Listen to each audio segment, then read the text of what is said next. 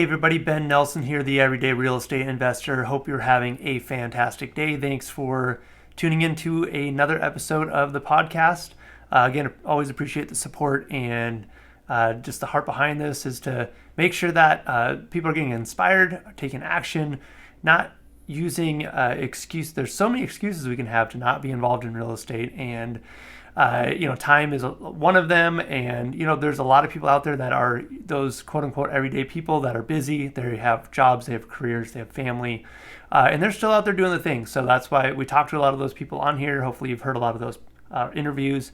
And, I'm busy. I'm in the real estate game day to day. I'm a real estate broker, but that's a big chunk of my day is helping other people buy real estate. So I need to make sure that I'm still carving out time to do my own real estate investment as well. So a little different because I'm day-to-day in real estate, but I still have plenty of other things pulling my attention away from my own investment business. So I need to make sure I'm intentional about still being involved in that. So definitely understand the struggle.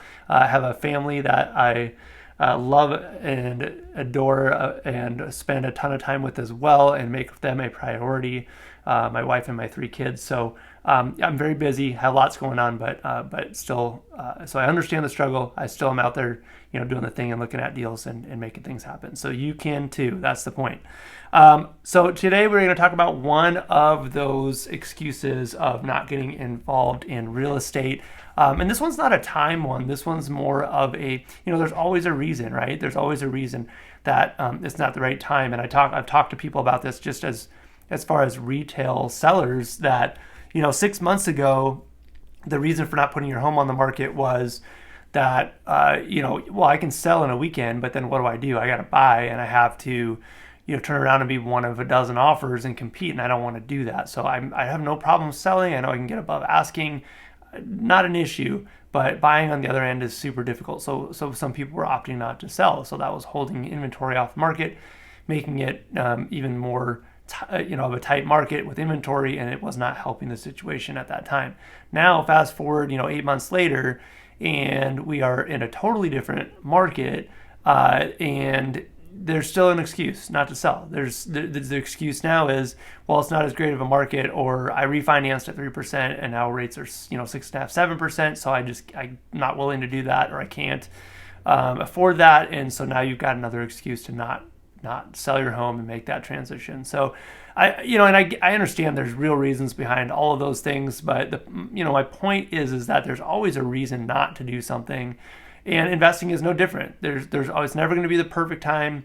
You're never going to be 100% prepared mentally or with your knowledge, with your resources. It's just not going to happen. You're never going to feel like, especially if you're just jumping into the game and you're new, or if you're scaling up to something that you haven't done before, you're always going to go through that. I'm not ready for that next level. I'm not ready to jump in the game.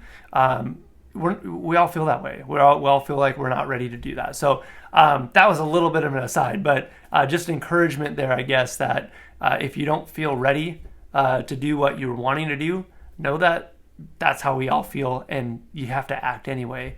And aligning yourself with people that have done it before, that'll help alleviate some of that pressure, that stress, and that anxiety. But you just ultimately got to jump, and you got to take that leap of faith, right?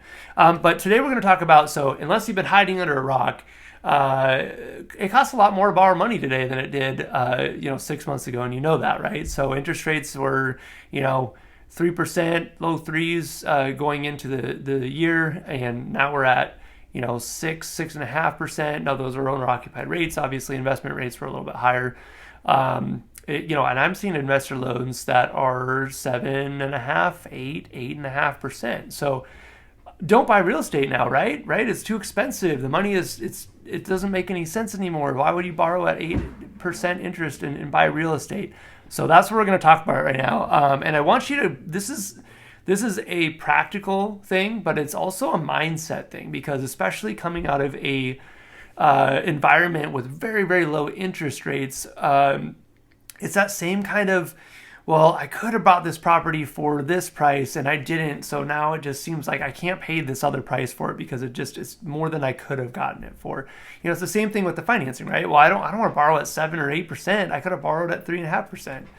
before, but you know what? You can't, you didn't, and you can't. So don't live in the past, right? Look at what the opportunities are now and see if it makes sense now based on what's available today in today's market. And so you have to get around, you have to get over that hump first of, well, it used to be this. And so now it's this, and that doesn't make any sense anymore. And just stopping with that conclusion without actually penciling anything out. Because I know people are doing that. They're looking at prices, they're looking at interest rates, and just immediately they're just dismissing it, that like you can't buy anything that makes sense. And they're not even looking. They're just making that assumption that, or they're just not willing to pay that because it used to be so much cheaper.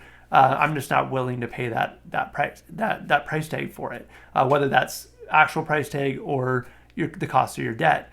And I just really want you to get past that initial hurdle of the cost of money and not looking further than that, because you have to look past that, and you can't look at what it used to be. You have to look at what it is now, right?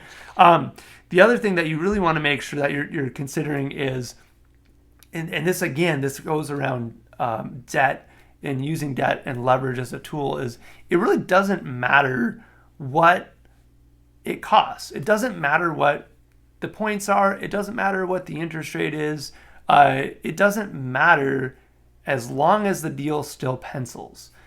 Yes, it's going to cost you more for the money.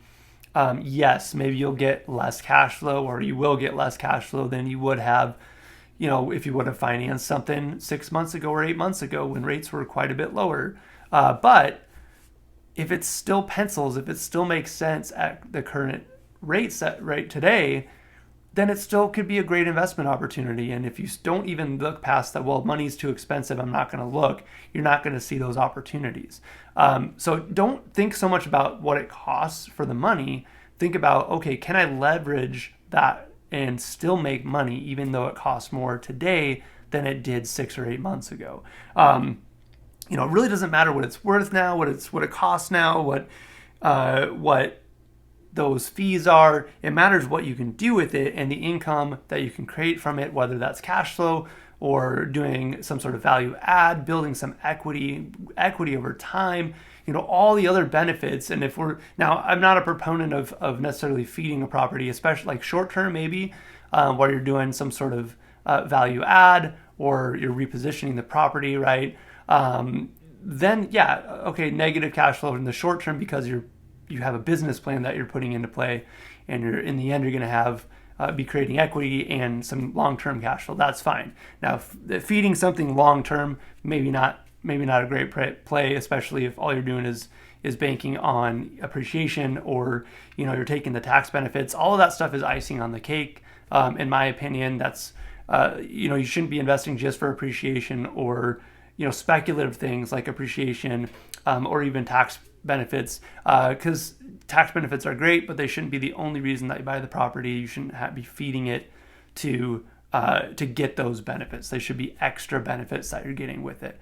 And tax code can change, right? So if you could be negative cash flow, hey, but my after tax is fine, and then the tax code changes, now you're in trouble.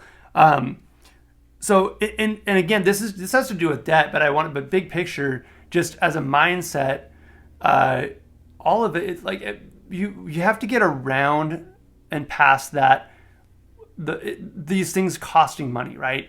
Your partners, your money, or being an expense, right? Your money is, yes, it's a business expense, but your CPA, your attorneys, your title reps, your real estate brokers, no bias there, of course, right? Your marketing team, your partners, your investors, those are all, yes, they're an expense on your bottom line, but they're a cost of doing business, and they're an investment in your business.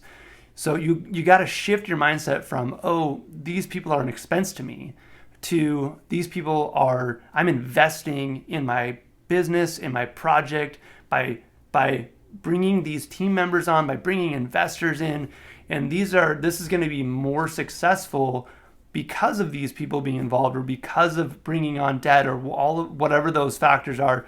Now I can actually do the project. Now I can actually, be involved in this where I couldn't have before, maybe without bringing those people in. And you have to, again, it is an expense in your bottom line, but you have to look at it that it's an investment in your business and not just as an expense. Don't look at what you're giving up in those costs. Look at what you're gaining on the other side, right? If I can buy a project and I have to pay, $50,000 in my financing costs between my points up front that I'm paying and then, the interest rate and all that stuff, but I'm getting 90% or 100% leverage. I'm not using any of my own money, and I'm still coming out on the other end making $40,000 or $50,000.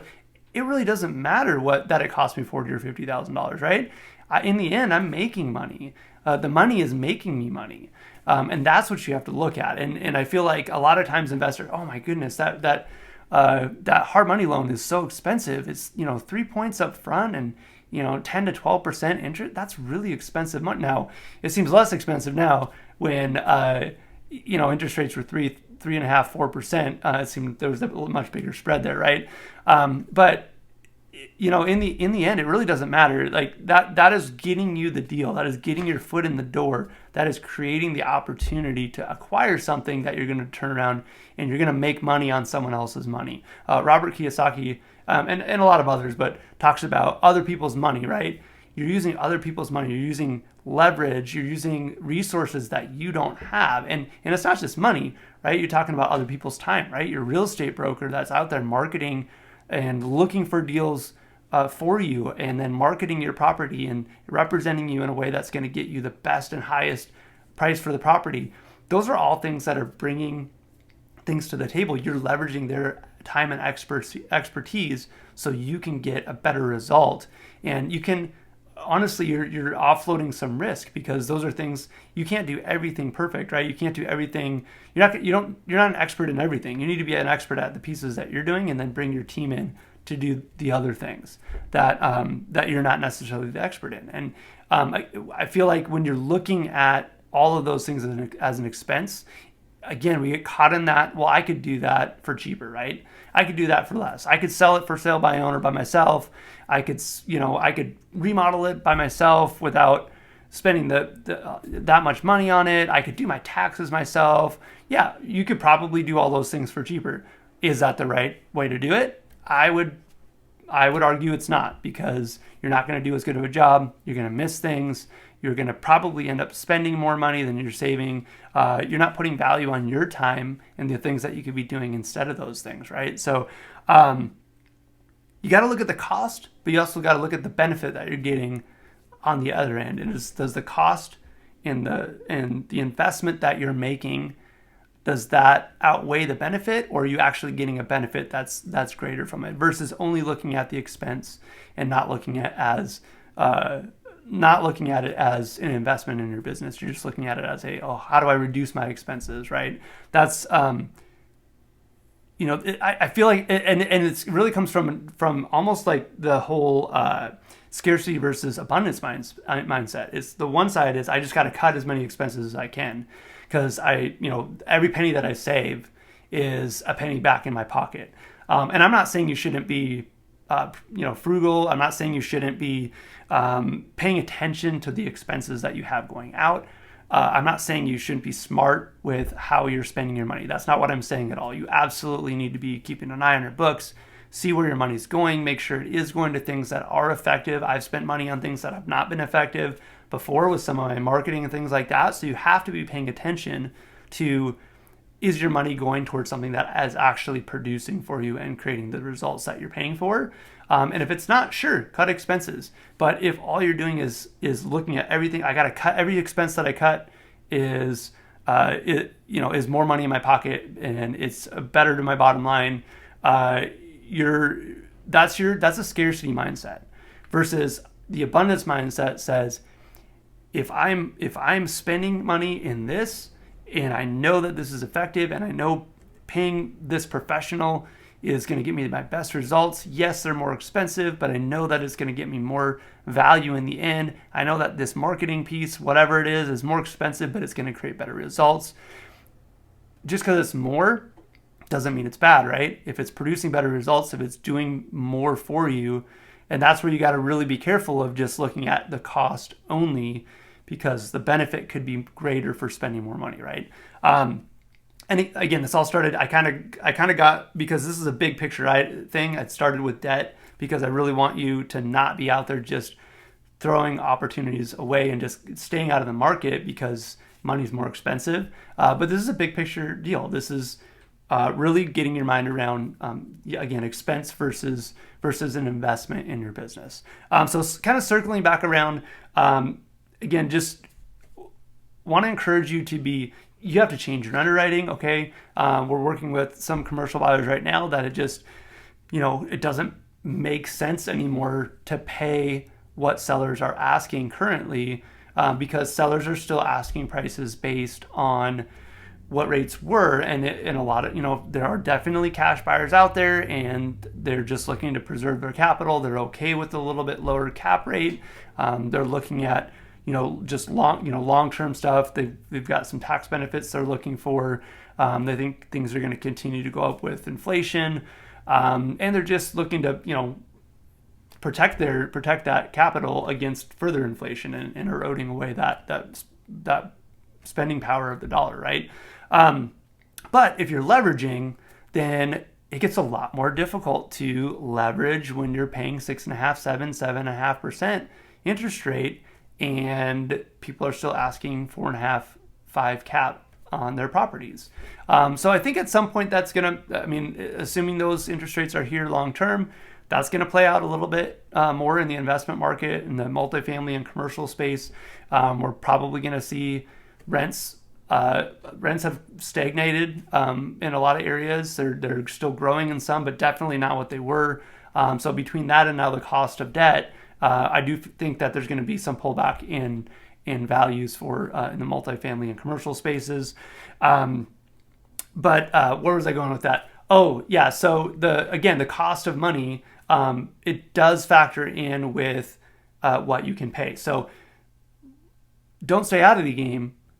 Just continue to watch the market and see how things are changing, and see if prices start getting, reflecting a little bit more on what the cost of money is now. And just analyze, underwrite it. Just underwrite it the way that you would normally. It's just you've got a higher interest rate, you've got a higher carrying cost with your debt now, and so now your number's different. And it's okay. Throw out some lower offers. It's a different market right now. Don't be afraid to put some offers out there and say, hey, this really doesn't make sense at what you're asking based on the income of the property. With where rates are right now. 6 months ago, this could have made sense, but now with where the cost of money, this doesn't make sense, but here's what would make sense. Would that work for you? And you're going to get a lot of no's. You might have to be patient. Again, I a couple episodes ago, I one of my assumptions that equal missed opportunities was, when a deal goes away, or when someone says no, that's it. And you got to move on, right? Sometimes, time changes sellers. If they start to see what's going on in the market and it's not moving, maybe 3, 4, 5, 6 months later, that deal's back on the table at the price that you had proposed. So just stay with those. If you like a property, if you like that acquisition, but the price that the seller is asking, because they're still thinking, 6 months ago versus now, stay in touch with them. Keep in touch with the broker if it's listed. Don't give up on it. Put the proposal out there. If they say no, that's fine. Just continue to stay in touch and bring it up, and maybe it eventually will come back around. So all that to say, get out there, still be active. Don't use the cost of money. Don't use the current market situation, any of those things, as an excuse to not be in the game. There are always deals out there. You just have to reevaluate. You have to adjust your underwriting. You have to adjust your criteria based on what the market's doing, and then go out there and search for what does work, instead of just throwing in the towel and sitting on the sidelines. So don't do that. Don't sit on the sidelines. That's not where you have success. That's not where you grow your business. You have to be in the game. You have to be in the arena. You have to be looking for those deals. You just have to adjust what you're looking for and adjust your expectations of returns. That's another thing. Investors have had really, really great returns over the last few years, just with appreciation and with rents going up, and all of these things over the last couple of years have just been way beyond what is normal for a market.